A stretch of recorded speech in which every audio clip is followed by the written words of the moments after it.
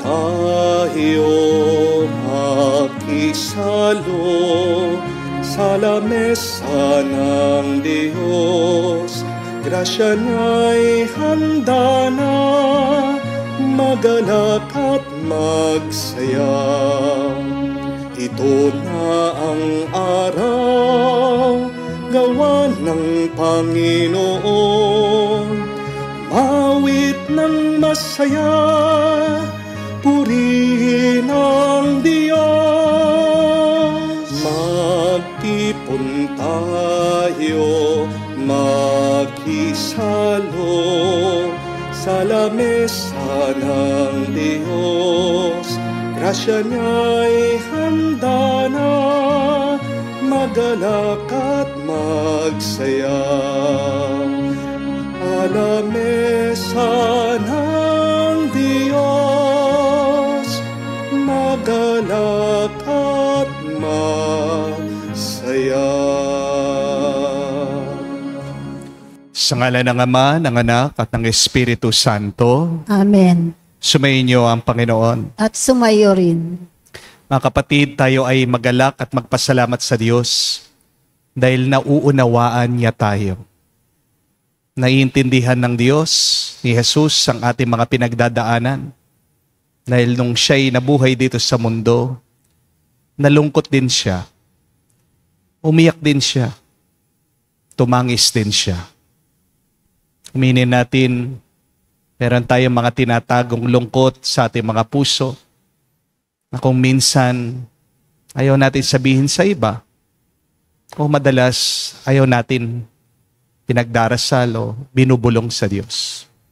Pero mga kapatid, sabihin mo yan sa Diyos para gumaan-gaan naman kahit nakakaunti lang ang iyong loob. Kapag tinataas mo sa Diyos, ano man ang iyong nararamdaman, gagamitin niya yan para sa pagpapatibay ng iyong pananampalataya, paglilinis ng iyong kaluluwa. Yan naman sa banal na misang ito, tayo muna ay magpakumbaba, hilingin natin muli ang kanyang awa, pagpapatawad, para minsan pa tayo ay makitang karapat-dapat makatanggap sa mga banal na misteryo. Inaamin ko Sa makapangyarihang Diyos at sa inyo mga kapatid, na lubha akong nagkasala sa isip, sa salita, sa gawa, at sa aking pagkukulang. Kaya isinasamo ko sa mahal na Birheng Maria, sa lahat ng mga anghel at mga banal, at sa inyo mga kapatid, na ako'y ipanalangin sa Panginoong ating Diyos. kaawaan tayo ng makapangyarihang Diyos, patawarin tayo sa ating mga kasalanan, at patnubayan tayo sa buhay na walang hanggan. Amen. Panginoon, kaawaan mo kami. Panginoon, kaawaan mo kami. Kristo, kaawaan mo kami. Kristo, kaawaan mo kami. Panginoon, kaawaan mo kami. Panginoon, kaawaan mo kami. Manalangin tayo. Ama naming makapangyarihan, ipagkaloob mo lagi naming ikaligayang ikaw ay paglingkuran. Sapagkat walang maliw at walang kahulilip ang kasiyahan. Kapag sumasamba kami sa iyong kapangyarihan, papairal sa tanang sanlibutan, sa pamagitan ni Jesucristo kasama ng Espiritu Santo, magpa sa walang hanggan. Amen.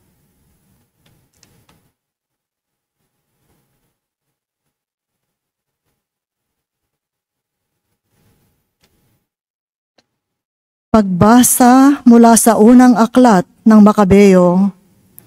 Noong mga araw na iyon, ang mga kanang kamay ng hari na inatasang pilitin ang mga taong sumamba sa mga Diyos-Diyosan at nagtungo sa lungsod ng Modin upang utusan ang mga taga roon na maghandog sa mga dambanang pagano.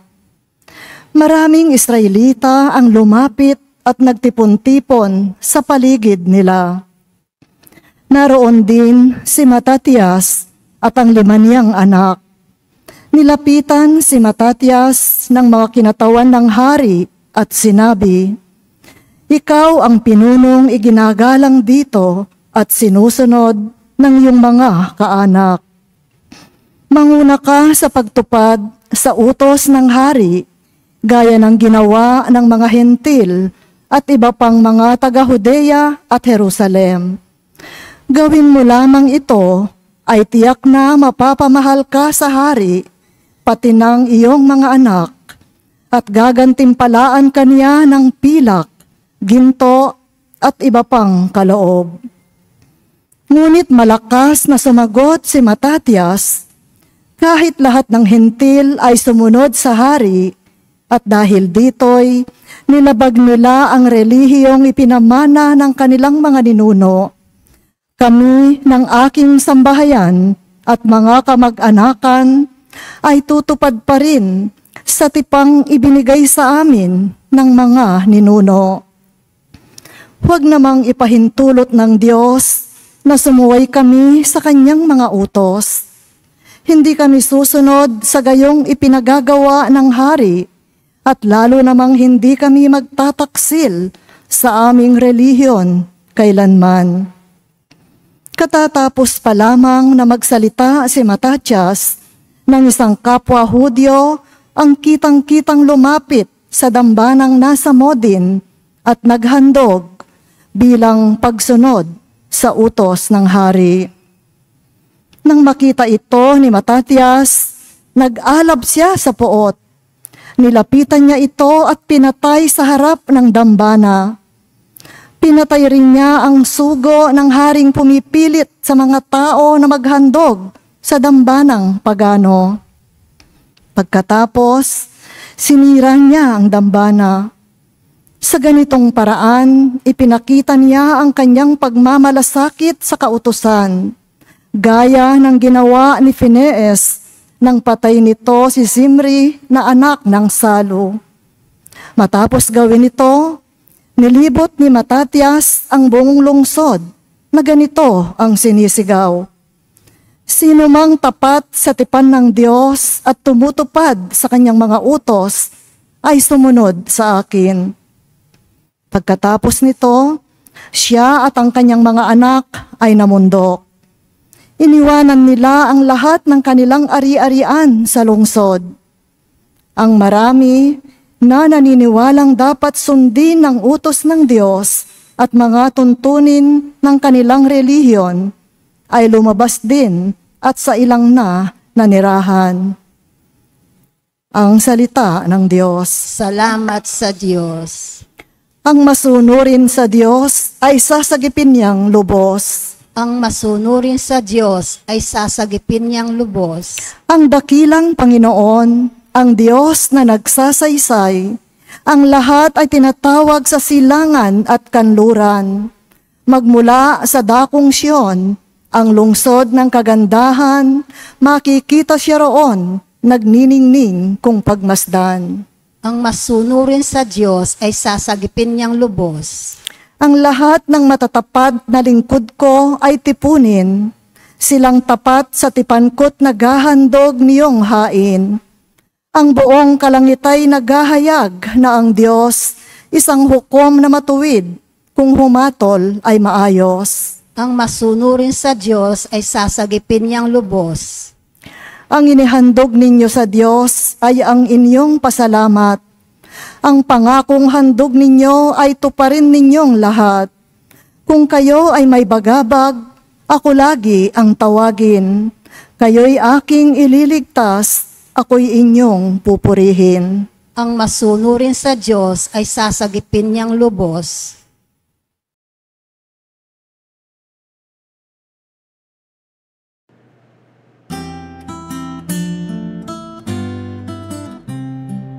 Alleluia, alleluia, alleluia, alleluia, alleluia, alleluia, alleluia,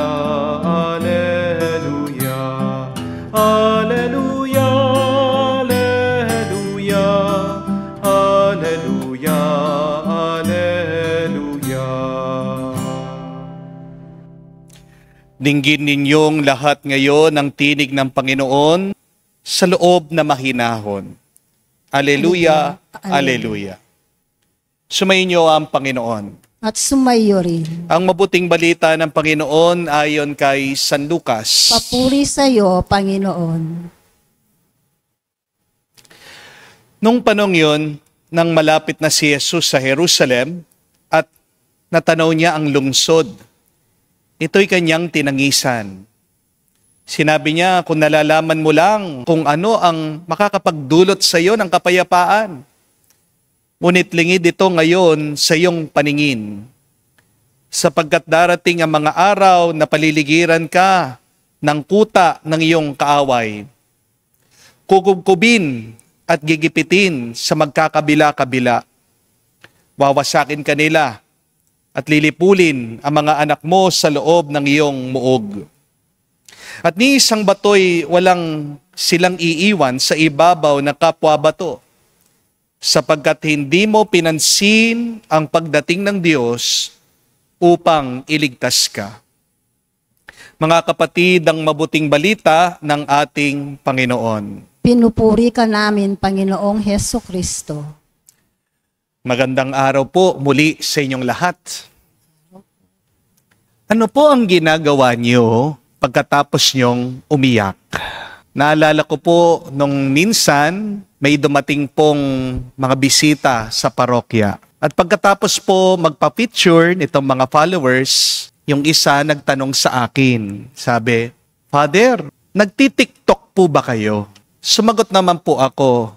Sabi ko, opo, yung aking mga homily, ina-upload ko po sa TikTok. Sabi po niya, hindi po Father. Ang ibig ko po sabihin, sumasayaw po ba kayo sa TikTok? Sabi ko po, hindi po. Father, favor naman. Sabi po nitong bisita, sayaw naman tayo. Ia-upload ko sa TikTok. Remembrance lang po. Sa totoo lang po, ayaw ko sumayaw sa TikTok. Bakit? Baka ma-discover po ako ng GMA Hindi po ba? Joke lang po.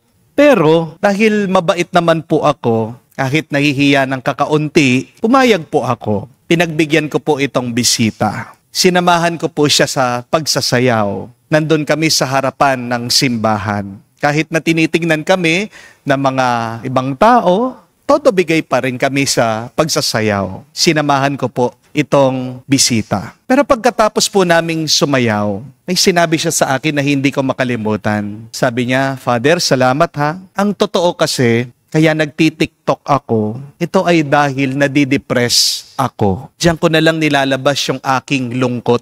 May kaibigan kasi ako, Father, niloko ako sa pera. In-scam ako. Ang daming hininging pera sa akin. Sabi, ibabalik niya with interest. Hindi na binalik. Kaya dinadaan ko na lang sa pagsasayaw para makalimutan ko yung aking problema.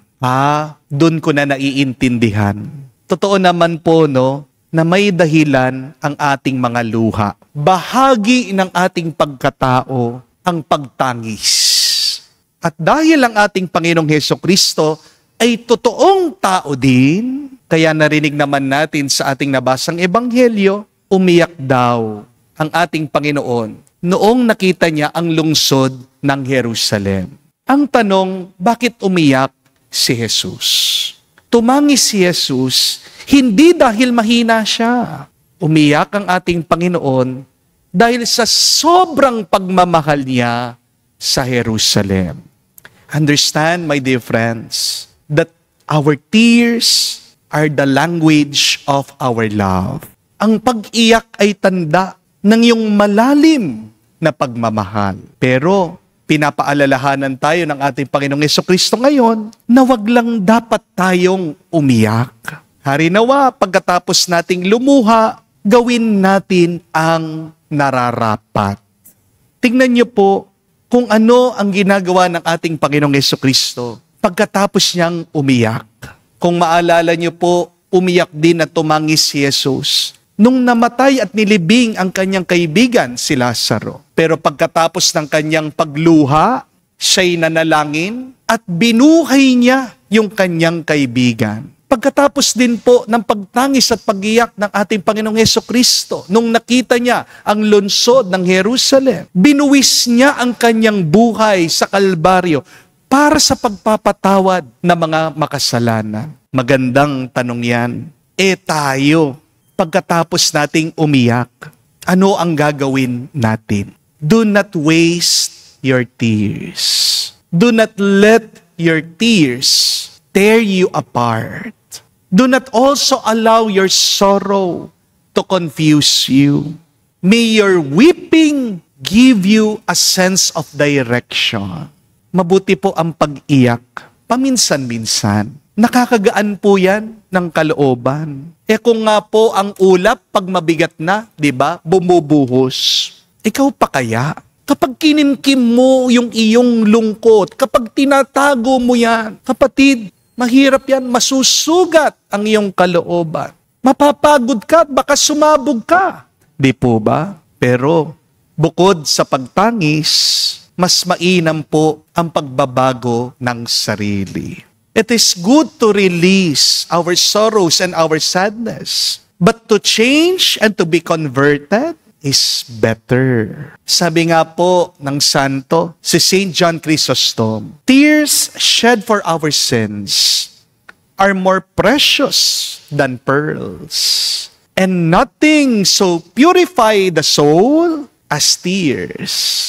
Nakakapaglinis ng ating puso't kaluluwa ang ating mga luha. Kaya naman tayo hinahayaan minsan na masaktan ng Diyos kasi gusto niyang magbago ang ating pagkatao. Understand that pain changes a person. Ang nakakapagbago sa tao ay sakit. Kung hindi ka masasaktan, hindi ka magbabago. Di po ba? Kung pakaisipin niyo po, ang mga bida at kontrabida ay may pagkakaparehas. Magkamukha lang po ang hero at ang villain. Ang bida at ang kontrabida, parehas po na nasaktan sa buhay. Pero ang pagkakaiba po nitong dalawa ay kung paano nila ginagamit yung kanilang sakit bilang kanilang layunin, bilang kanilang motivation. Ang kontrabida po, nasaktan. Pero anong gusto niya? Yung masaktan din ng iba. Nasaktan ako, nahirapan ako, dapat kayo din. Maranasan nyo, maramdaman nyo yung sakit ng aking pinagdadaanan. Di po ba? Ganyan ang mga kontrabida. Pero ang bida, nasaktan din yan. Pero ninanais niya na ang iba ay hindi masaktan kamukha niya. Kaya nga naging hero siya eh. Kasi pinoproteksyonan niya yung ibang tao dun sa sakit, dun sa hirap. Hindi po ba? Kaya magandang tanong yan sa ating sarili. Ako, kayo, ano kayo? Bida o kontrabida? Anong ninanais mo sa iyong buhay? Yung makasakit ka o ginagawa mong lahat para hindi masaktan ang iba? Lahat naman po tayo ay nasasaktan, nalulungkot, mayroong pinagdadaanan. Pero ang magandang tanong, ano ang gagawin mo pagkatapos mong masaktan at lumungkot? Sana kamukha ni Jesus, naisin mo na wala ng ibang umiyak pa at tumangis. Pero habang tayo'y nagkakasala, ang ending niyan ay lungkot.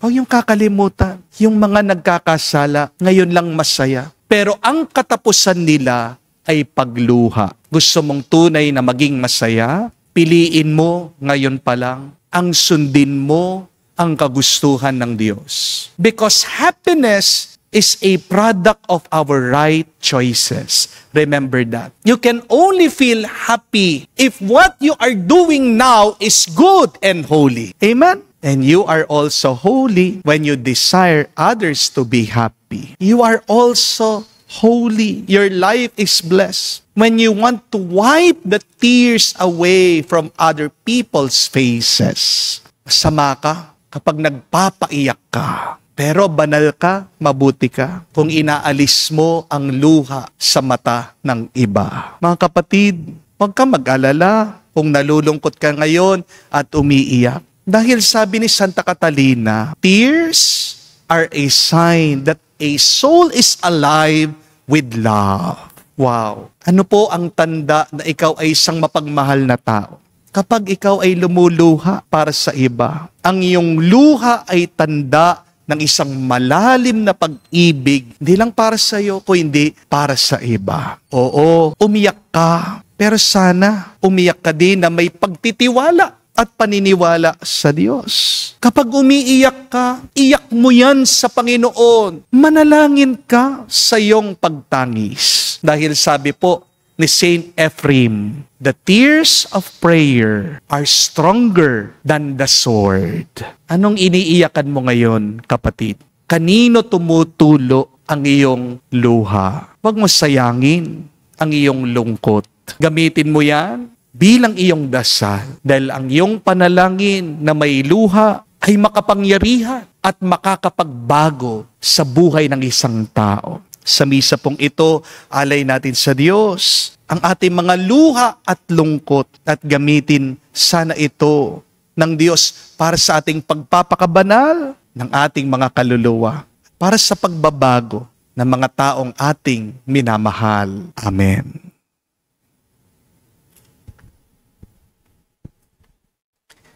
Ipanalangin natin ang ating mga pangangailangan bilang bahagi ng ating paglalakbay ng pananampalataya bilang pagsunod kay Kristo patungo sa walang hanggang Jerusalem. Ang pinangakong mamanahin natin, ating sabihin, Panginoon, dinggin mo kami. Panginoon, dinggin mo kami. Ang simbahan naway maging buhay na sagisag at instrumento ng pagkakaisa at kapayapaan. Manalangin tayo sa Panginoon. Panginoon, dinggin mo kami. Bilang komunidad ng mga sumasampalataya, naway hindi tayo magkahati-hati dahil lamang sa mga walang kwentang galit at hindi pinag-isipang paghusga. Manalangin tayo sa Panginoon. Panginoon, dinggin mo kami. Atin nawang maiwasan ang gumawa ng mga dahilang umiiwas sa ating pagtugon sa mga hamon ng pananampalataya. Manalangin tayo sa Panginoon. Panginoon, dinggin mo kami. Sa katahimikan po ng ating puso, sabihin natin ngayon sa Diyos ang ating mga personal na pangangailangan. Ama naming Diyos, huwag nawa kaming umatras o mag-aatubiling lumakad ng pasulong sa paglalakbay tungo sa iyong kaharian. Palakasin nawa ng mga panalangin ito ang aming pananampalataya. Hinihiling namin ito sa pamagitan ni Kristo, aming Panginoon. Amen.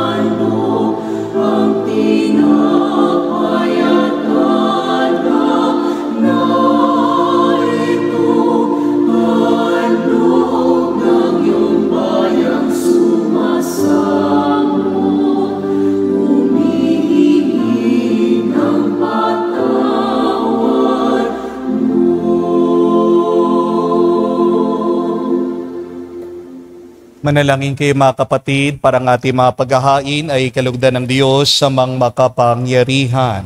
Tanggapin nawa ng Panginoon itong paghahain sa iyong mga kamay sa kapurihan niya at karangalan sa ating kapakinabangan at sa buong sambayanan niyang banal. Ama naming lumikha, tanggapin mo ang mga banal na alay na iyong pinag-uutos na aming italaga sa pagsamba sa iyong ngalan. At upang kami pagindapating paunlakan ng iyong tapat na pagmamahal, gawin mo ang iyong mga utos ay sundin naming kailanman. Sa pamagitan ni Jesucristo kasama ng Espiritu Santo, magpa sa walang hanggan. Amen. Sumainyo ang Panginoon. At sumayo rin. Itaas sa Diyos sa inyong mga puso at diwa. Itinaas na namin sa Panginoon. Pasalamatan natin ang Panginoong ating Diyos. Marapat na siya ay pasalamatan. Ama naming makapangyarihan, tunay nga marapat ikaw ang aming pasalamatan. Pinagbibigyan mong itong aming maihayag, kahit na ito'y walang anumang maidaragdag. Sa kadakilaan sa iyo ay likas. Sa pagpupuri namin ay nakikinabang, ay kami rin namang iyong pinakikiharapan sa pamagitan ng iyong anak na minamahal. Kaya kaisa na mga anghel nagsisiawit ng papuri sa iyo, nang walang humpay sa kalangitan, kami nagbubunyi sa iyong kadakilaan.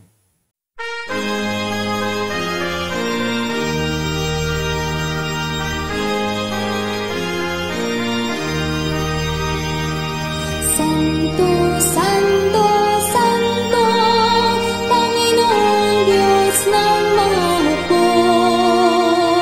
Napupuno ang langit at lupa ng kadakilaan mo.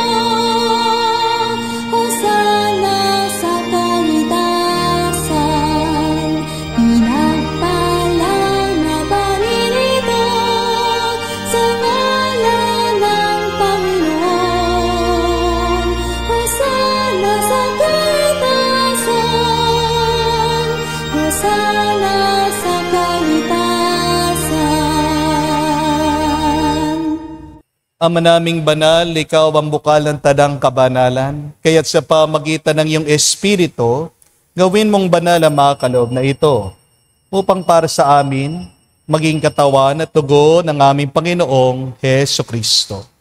Bago niya pinagtiisang kusang loob na maging handog, hinawakan niyang tinapay, pinasalamatan kanya. Pinaghati-hati niya iyon, inabot sa kanyang malagad at sinabi, tanggapin ninyong lahat ito at kanin. Ito ang aking katawan na ihahandog para sa inyo.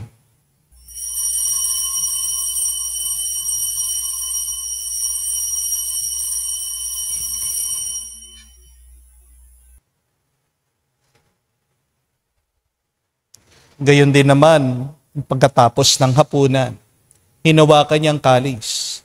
Muli kanyang pinasalamatan. Inabot niyang kalis sa kanyang mga lagad at sinabi, tanggapin ninyong lahat ito at inumin. Ito ang kalis ng aking dugo, ng bago at walang hanggan tipan. Ang aking dugo na ibubuhos para sa inyo at para sa lahat, sa ipagpapatawad ng mga kasalanan. Gawin ninyo ito sa pag-alaala sa akin.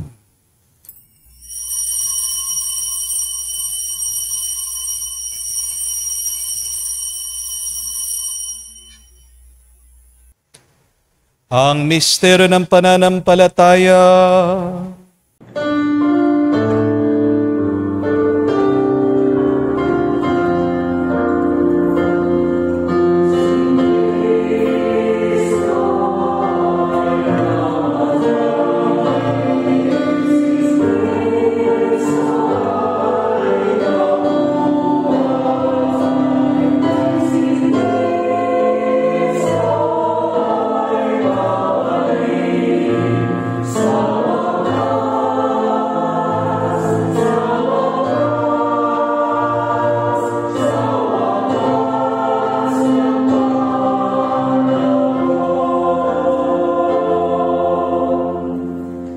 Ama, ginagawa namin ngayon ang pag-alaala sa pagkamatay muling pagkabuhay ng iyong anak.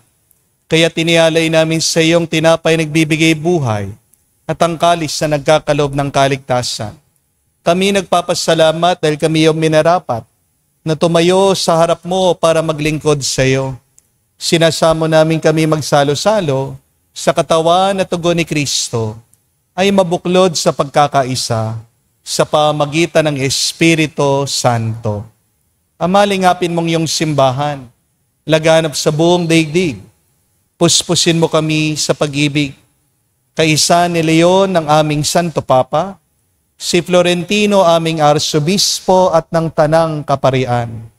Alalahanin mo rin ang aming mga kapatid na nahimlay, may pag-asang sila'y muling mabubuhay. Gayon din naman lahat ng mga pumanaw. Kawan mo sila't patuloyin sa iyong kaliwanagan. Kawan mo at pagindapating kaming lahat, makasalo sa iyong buhay na walang wakas. Kaisa na Mahal na Birhen Maria, Ina ng Diyos, kaisa ni San Jose ang kanyang maluwalhating esposo, kaisa na mga apostol, lahat ng mga banal, na namuhay dito sa daigdig na kalugod-lugod sa iyo. May pagdiwang nawa namin ang pagpupuri sa ikararangal mo sa pamagitan ng iyong anak, aming Panginoong Hesukristo. Sa pamamagitan ni Kristo, kasama niya at sa Kanya, ang lahat ng parangal at papuri ay sa iyo, Diyos Ama, makapangyarihan, kasama ng Espiritu Santo, magpasawalang hanggan. Amen, amen, amen. Sa nakagaling na utos sa turo ni Jesus sa Panginoon natin at Diyos, ipahayag natin ang lakas, loob.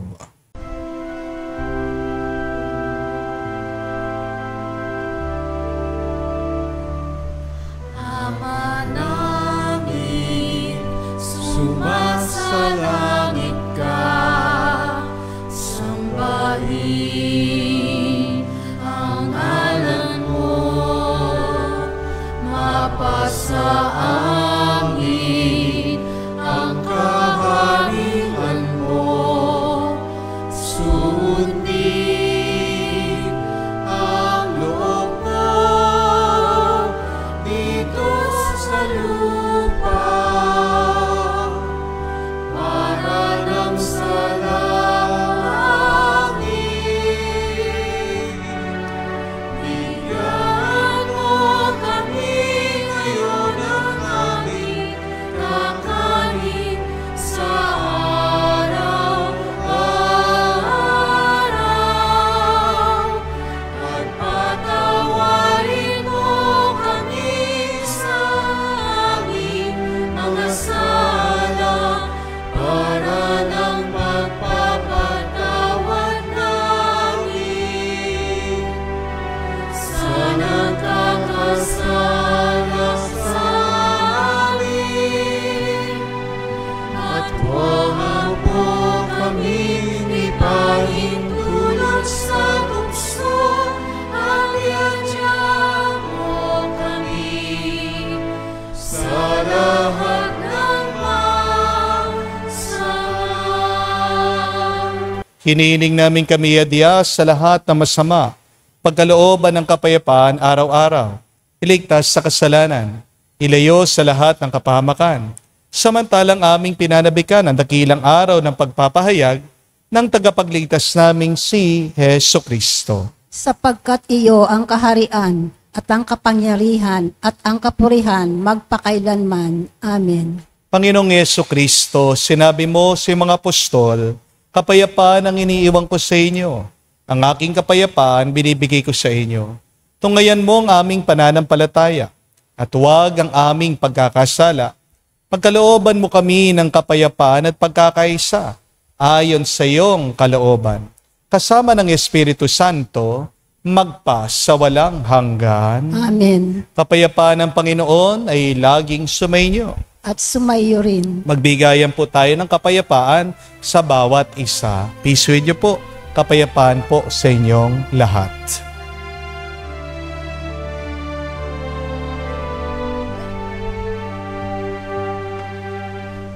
Kordero ng Diyos na nag-aalis ng mga kasalanan ng sanlibutan, maawa ka sa amin.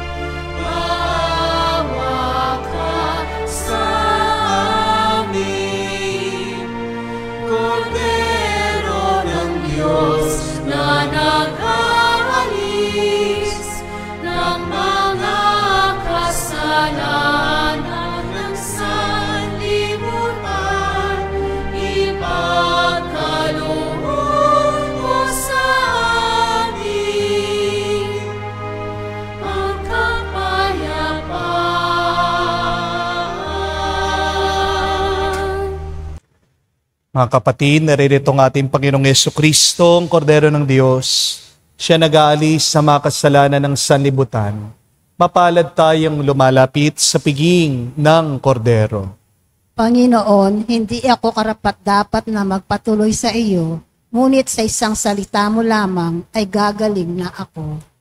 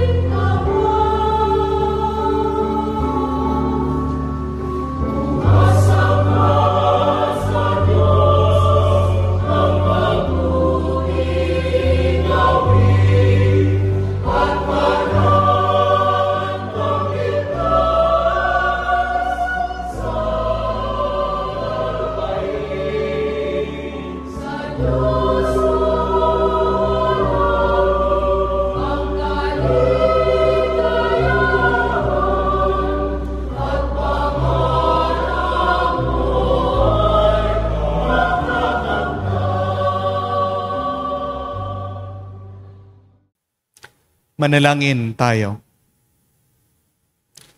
Ama naming mapagmahal, sa pinagsaluhan naming banal na pakikinabang, ang amin nawang pag-ibig ay lalong madagdagan ng ginawa namin sa pag-aalaala sa anak mong mahal, na nag-utos ipagdiwang ang huling hapunan sa pamagitan ni Jesucristo kasama ng Espiritu Santo, magpa sa walang hanggan. Amen.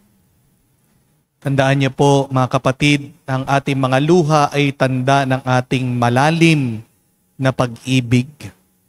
Kapag hindi ka naiiyak, ibig sabihin wala kang pakialam. Hopefully, may our pain changes us for the better. Ang tanong, ano ang gagawin mo pagkatapos mong malungkot at umiyak? Marami po akong minimisahan na patay. Madalas siya nang pinapaalala ko sa kanilang mga pamilya na mga yumao. Ang sinasabi ko po, pinapaalala ko ay, do not bury yourself with your dead. Hindi dahil namatay ang iyong minamahal, dapat patay ka na rin. Pero kung ano yung mabuting na umpisan nila, ituloy nyo. Yan, naalala ko po, doon sa aking first assignment, merong isang matanda.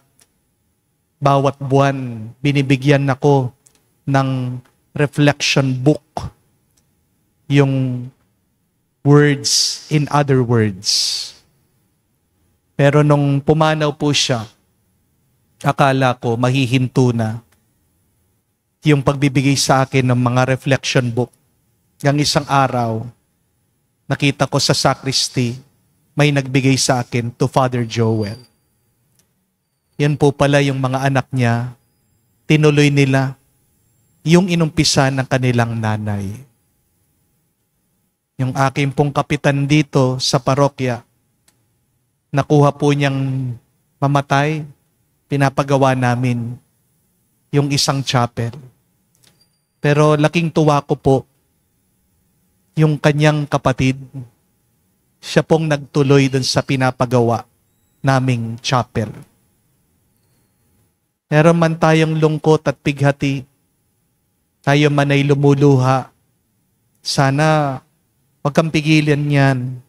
Sana wag maging hadlang yan sa pagpapatuloy mong magmahal, sa pagpapatuloy mong sumunod sa kagustuhan ng Diyos.